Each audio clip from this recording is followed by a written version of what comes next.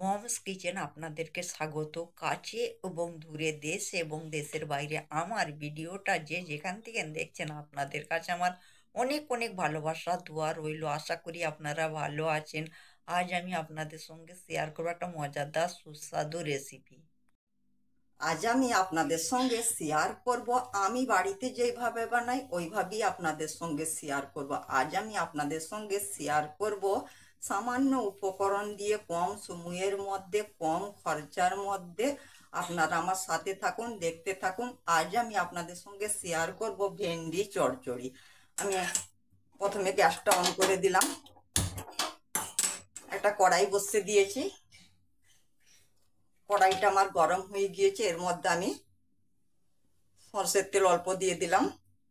আপনাদের হাতের কাছে যেই তেল থাকবে সেই তেলই দিয়ে দিবেন।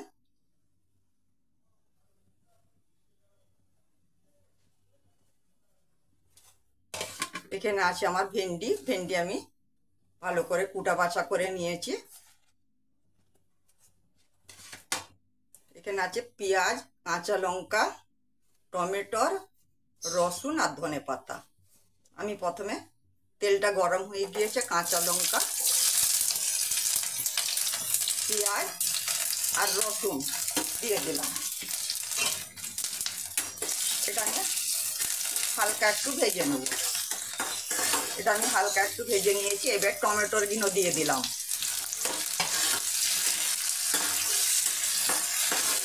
টমেটোর গুঁড়ো দিয়েও আমি হালকা একটু ভেজে নেব।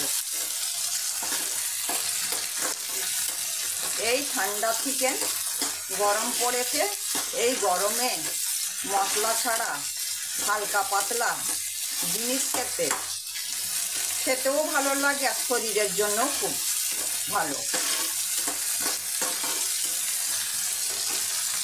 এবার আমি ভেন্ডিটা দিয়ে দিলাম।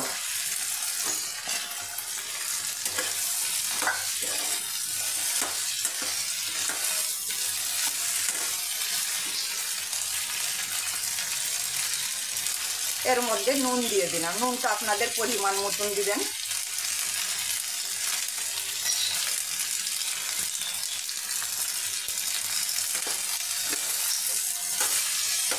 গ্যাসটা আমি মিডিয়াম ফ্লেমে করে দিলাম।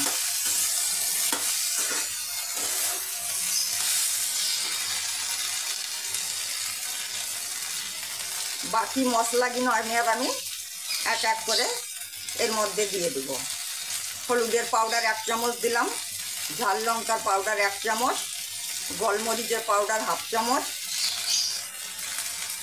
জিরের পাউডার 1/2 চামচ, ধনের পাউডার 1 চামচ।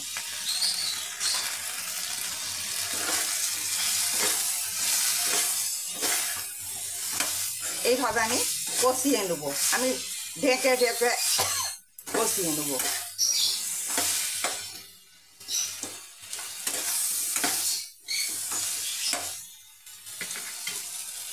আমি পানি দেবো না, 1 মিনিটের জন্য ঢেকে রাখলাম। 1 মিনিটের জন্য ঢেকে রেখেছিলাম। এর মধ্যে একটু পানি দিয়ে দিলাম।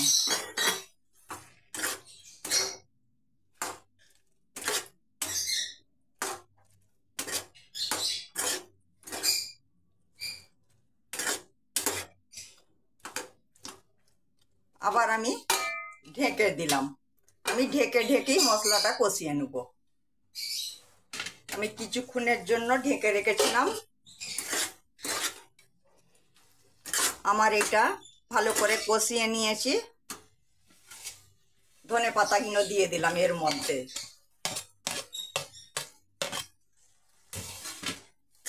ধনে পাতাগুলো দিয়ে ভালো করে ওপর নিচে করে নেড়ে দেবো।